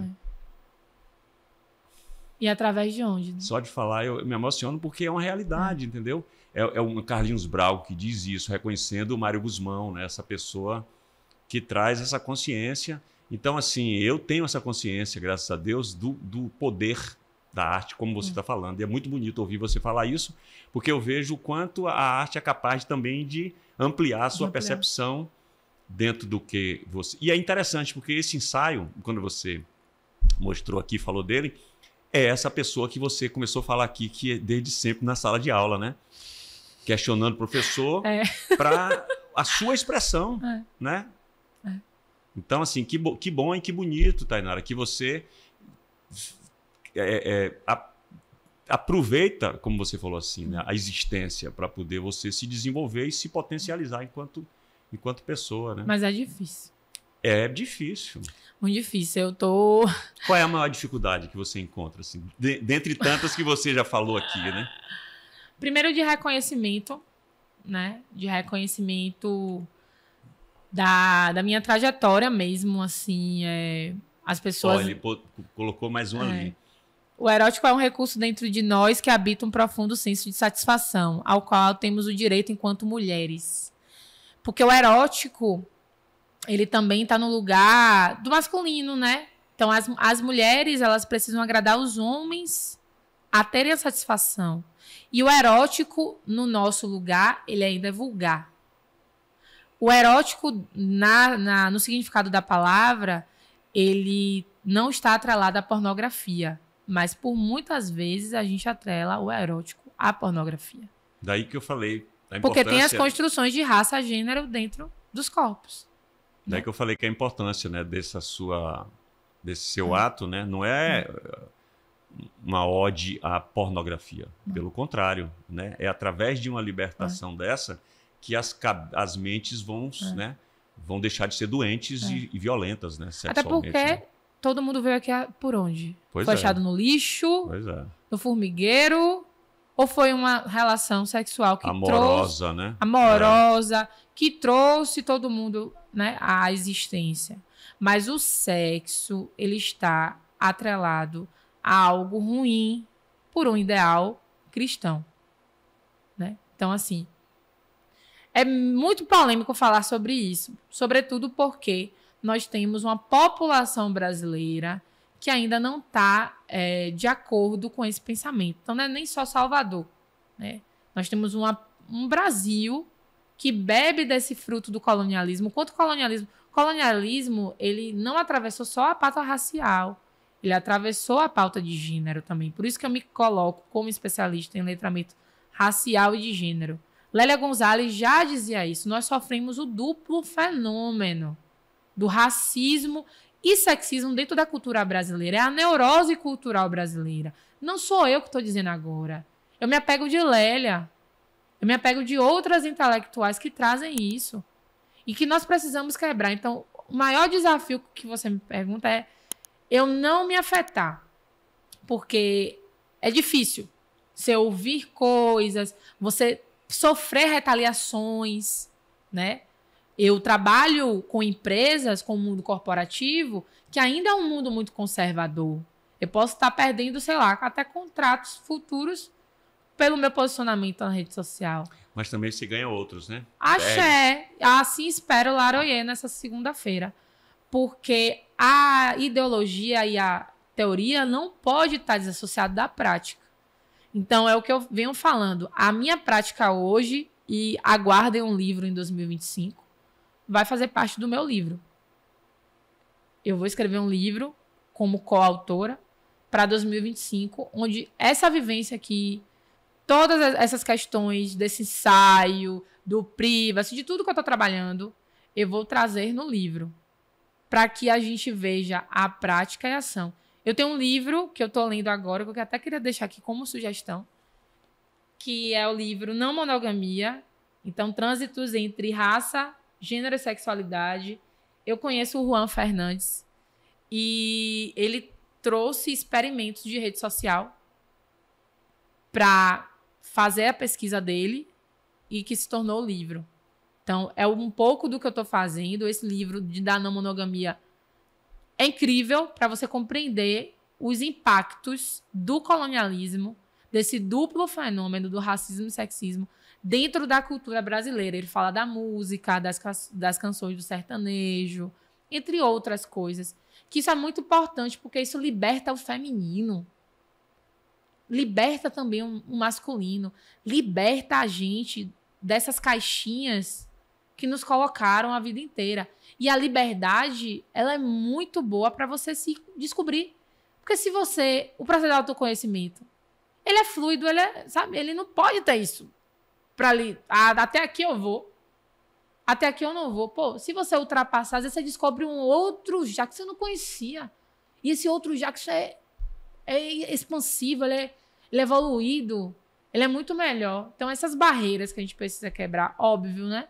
Com o tempo, respeitando diversas questões, mas é quebrando isso que a gente vai se conhecer, se reconectar. Porque a sociedade, ela nos forma para onde ela quer. Só que você precisa descobrir o que você quer. E para descobrir o que você quer, dá trabalho, requer coragem, fé e muita dose de experiências e vivências para você traçar essa jornada. Assim, eu acredito muito nisso na minha existência humana, entendeu? E eu busco fazer isso no meu trabalho. Mas é difícil, porque a sociedade ela tá justaposta, né? Então, não vou mudar o mundo, mas eu acredito na mudança a partir de mim. Sacou? E como é que você vê o reflexo do seu trabalho, assim, nas pessoas que te procuram, assim, né? É legal. Eu subindo aqui o prédio, uma moça que trabalha aqui, ela, eu te sigo, para te conhecer. Esse carinho das pessoas é algo que, para mim, é muito bacana. Eu respondo o meu direct. Meu direct é muito movimentado. E pessoas que tiveram experiências. Outro dia, um homem branco que quer ser meu aluno de mentoria para ajudar na relação dele com a esposa dele. Porque a esposa dele é mulher negra. e que ele queria compreender melhor as dores da esposa dele, que ele não compreende tanto, e que ele ama ela de paixão, e que ele confia em mim para essa trajetória. Rapaz, a responsabilidade assim, né? Imensa. 32 anos. Eu fico assim, caramba, psicanalistas, artistas. Então, o Rodriguinho, quando saiu do Big Brother, que sofreu todos aqueles ataques, ele confia em mim até hoje, quando ele tem uma dúvida, eu só falo essas coisas com você. A Ananda, que sofreu a questão agora com a Ana Paula Minerato, tantas pessoas, a Maria Rita, que quer ser minha aluna, tanta gente que eu admiro, e pessoas novas que eu me conecto, e que se conectam comigo, gente que voltou para a experiência de terreiro, a partir do meu trabalho. Empresas que eu trabalhei, que ajudei a construir. Eu estava em Macaé, com a prefeitura de Macaé, a gente fez uma jornada de letramento racial, a Bárbara também participou lá, eu ministrei o último módulo. O que a gente conseguiu contribuir é o legado. É o legado que mãe Estela deixou, que eu sou fã, que mãe Menininha deixou. E que tantas outras mulheres que eu me inspiro, eu falo assim, eu quero ser essas mulheres. Eu tenho uma referência de mulheres. Lélia Gonzalez. Eu, quando leio a Lélia, eu falo assim, eu sou Lélia, não é possível. Acho que essa mulher encarnou alguma coisa em mim. Então, a maior alegria do meu trabalho é isso. É trazer contribuição para a mudança na vida das pessoas de alguma forma. Às vezes é um Reels pequenininho ou uma jornada de capacitação que virou uma chave naquela pessoa. E eu tenho pessoas que na minha vida, como eu trouxe agora, né, o livro do Juan, que está virando várias chaves em mim, entre tantas outras coisas. A Bárbara, que eu falo muito sobre ela, que as pessoas até acham que nós somos, sei lá, rivais, porque trabalhamos a mesma coisa, a gente é parceira, troca uma ideia massa. A Carla Cotirini, que eu sou fã, e a gente troca, sabe, figurinha bastante. O meu trabalho me conectou e me conecta com pessoas que eu admiro e pessoas novas que eu agrego de alguma forma valor e contribuo para a transformação. Então, para mim, é o pagamento por tudo isso. E fora também uma questão, obviamente, né, de progressão financeira, que a gestão pública não me trouxe tanto como a minha empresa hoje vem me trazendo. Então, eu fui para Londres, no meu primeiro ano como empresária, representando o Brasil em evento internacional, por conta do meu trabalho. Do seu trabalho. Que maravilha. Então, são essas conquistas e que eu venho agradecendo muito aos ancestrais por isso. E que bonito, né? Você chegar nessa fala assim, porque para chegar nisso, nessas conquistas todas, é toda essa trajetória que você conta aqui, né? Da sua consciência, do seu questionamento, desde sempre, desde criança, em sala de aula e adolescente e tudo, para traçar esse seu caminho aí, né? A importância do estudo, do aprofundamento, tudo que você falou aqui, né? Quer dizer, eu estou vendo na sua fala a prática, né? Eu busco, é difícil. E aí a colheita disso, né? Para colher isso tem que praticar, né? Tem que ter. E aí eu vejo que você traz na sua prática essa transformação que eu pergunto aqui, o que é que falta nessa cidade, né? Tá faltando, sei lá, os órgãos públicos, órgãos, né, o poder, tanto de governo quanto municipal e tudo, dá oportunidade mais, né? Esse letramento passa por essa oportunidade também, né? Buscar dentro, não fora. Porque até muitas vezes quando se busca um especialista, um apoio técnico, busca uma empresa de São Paulo, busca uma empresa do Rio, com tanto profissional competente em Salvador. A síndrome do vira-lata. Salvador vive a síndrome do vira-lata. Nós temos pessoas muito importantes aqui nesse território. Artistas, você deve conhecer inúmeros aí que falam assim, caramba, eu queria que essa pessoa estourasse. Exatamente. Só falta o quê? A oportunidade. A oportunidade. Para muitos, né? Então, as gestões precisam olhar para dentro e trazer as pessoas da cidade.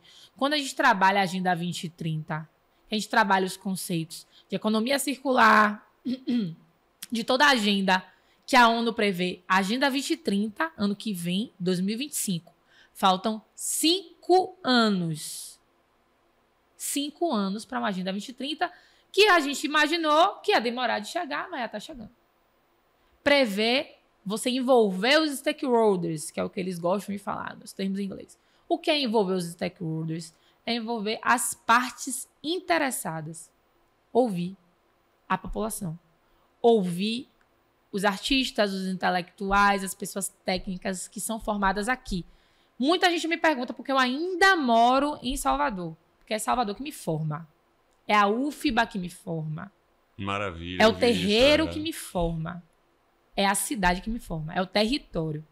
Eu saio daqui, passo meses fora.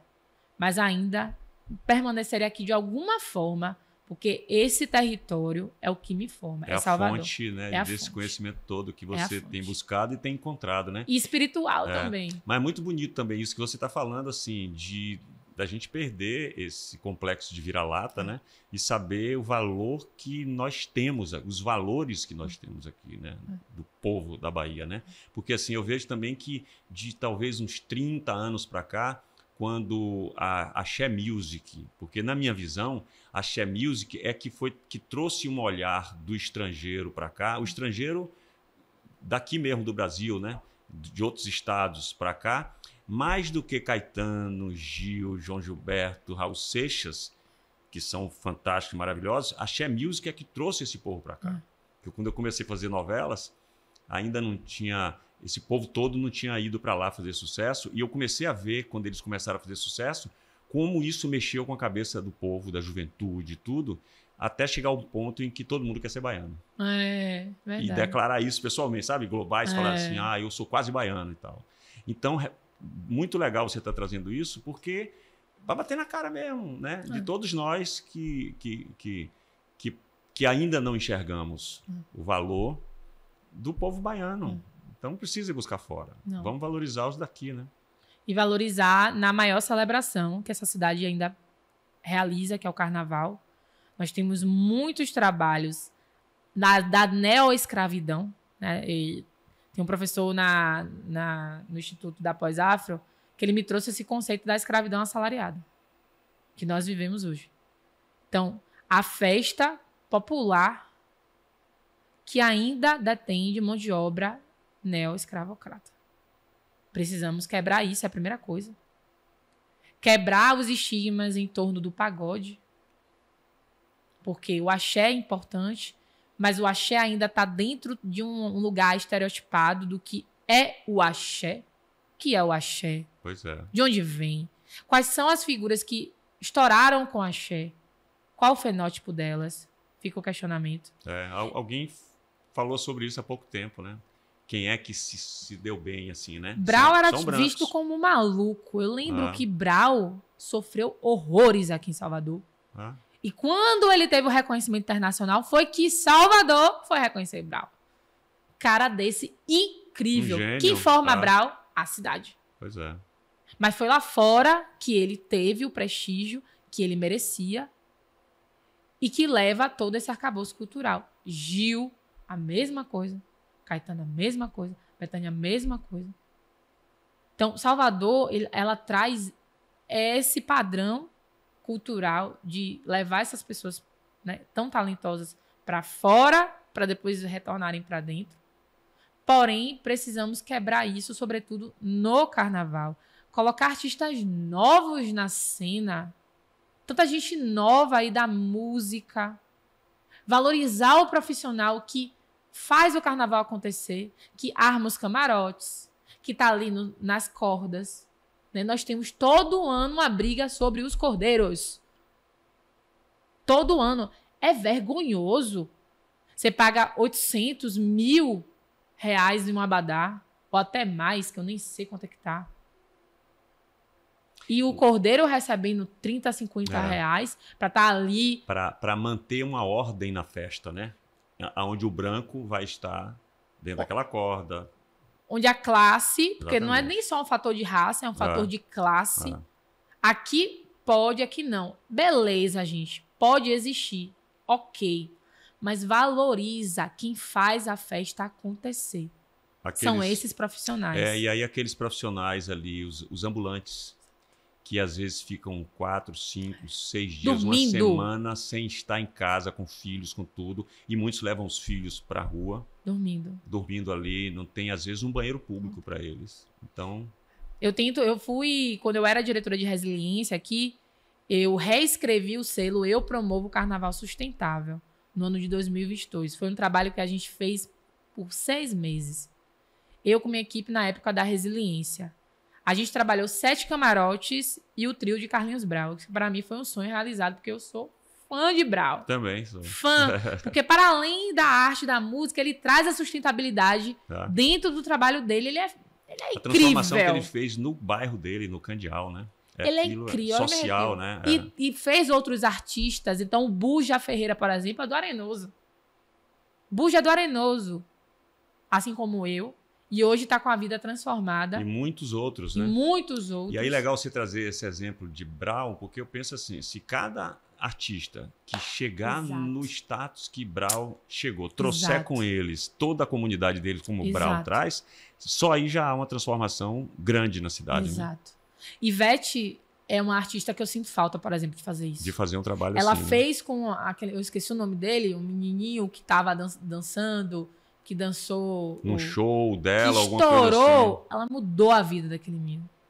Ivete, Saulo costuma fazer isso. Façam mais. Tá aí, dado o recado, Façam Ivete. mais. Façam mais. Brau fez muitos artistas. Eu conheço mais Brau do que os outros. Saulo também, eu vejo Saulo levar muitos artistas novos pra cena.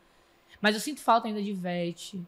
Eu sinto falta de Daniela. Eu sinto falta dessa galera que levou a Bahia para o campo internacional, que contribuiu para o fomento da nossa cultura, mas que precisamos dar passagem para o novo.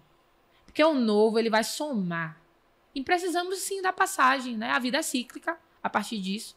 Salvador tem muitos artistas aí que precisam dessa visibilidade. Às vezes é só uma foto. É só uma canjinha. Muda a vida de uma pessoa. E o que a gente falta muito ainda é a oportunidade. E valorizar. E os artistas também comprarem essas brigas, sabe? Com os empresários, com a galera que fomenta o carnaval. Eu conheço a maioria deles. Inclusive, eu estou há 2 anos tentando fazer um trabalho de curadoria junto com minha empresa, com os camarotes e blocos. Não consigo.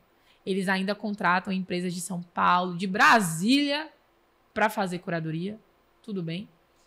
Mas o que eu quero é que a gente coloque personalidades importantes que tenham um posicionamento político, porque a política é você fazer, né? Tem o poder de transformação, então é o posicionamento político, para mudar essas questões. Então, brigar pelos cordeiros, brigar pelos ambulantes, brigar pela equipe que monta as estruturas dos camarotes, que ficam ali sol, chuva...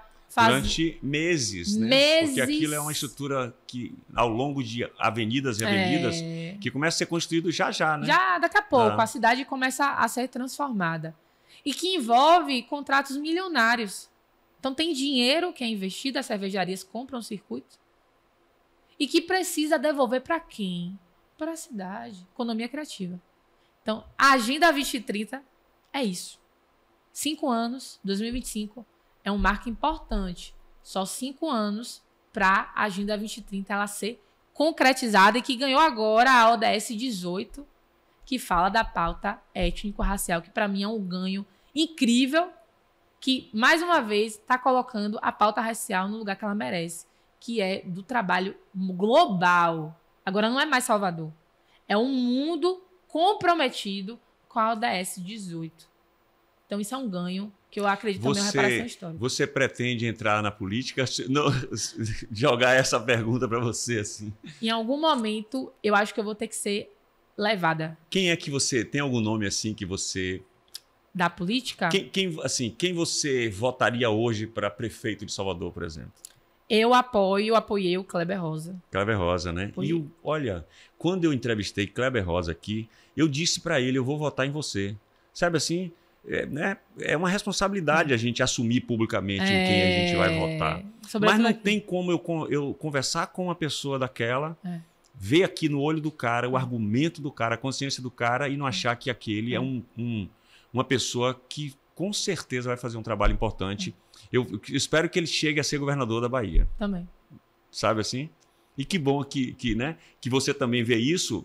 Eu digo isso assim, por mim, porque eu estou vendo por um bom olhar, não é? O que eu vi é por um bom olhar também, que é uma consciência sua. Ficaria aqui conversando, né, até o sol raiar, né? E agradecer, assim, sabe? Ser muito grato, assim, por essa conversa.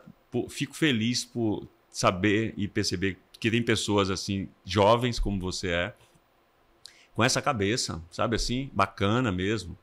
E aí você falando assim nas redes sociais do jeito que você é, porque ali é um lugar que você tem que brigar, né? É o meu território. Mas eu vejo em você aqui a mesma coisa que eu vi em Bárbara Carini, que é essa figura que é guerreira, mas que é amável, não é? É com amor, não é brigar sem causa, é brigar, lutar por uma causa que é uma coisa social, né?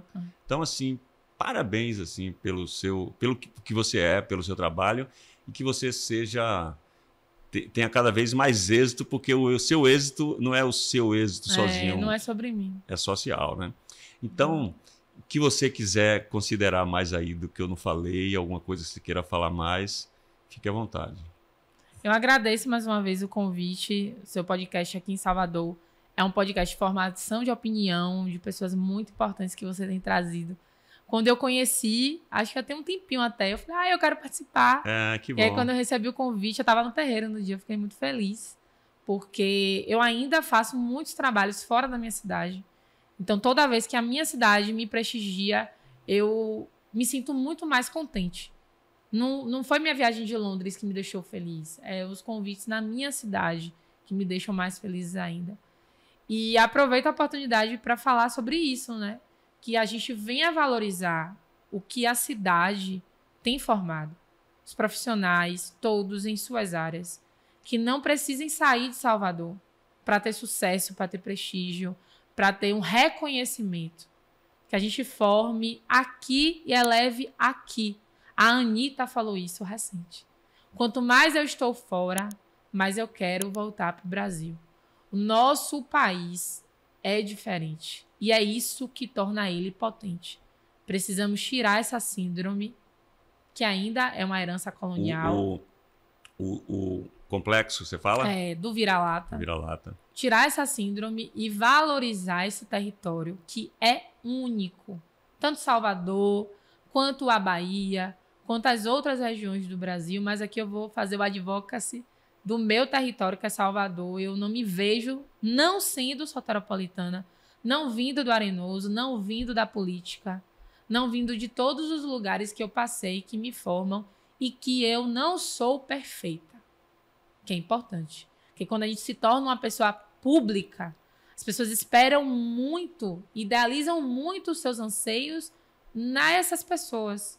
Então eu vou falhar, eu vou errar, eu vou trazer algo que você pode não concordar, mas eu sou humana. Buscando acertar. Buscando sempre, acertar. Né? Então, para cair de bicicleta, para andar de bicicleta, a gente cai. Eu caí de moto e tô aqui. E é assim que eu aprendi a ter prudência, que eu aprendi a me cuidar. Então, o processo de evolução é esse processo. Então, que a gente seja mais humano a partir disso. E a premissa, de fato, mesmo é o amor, né?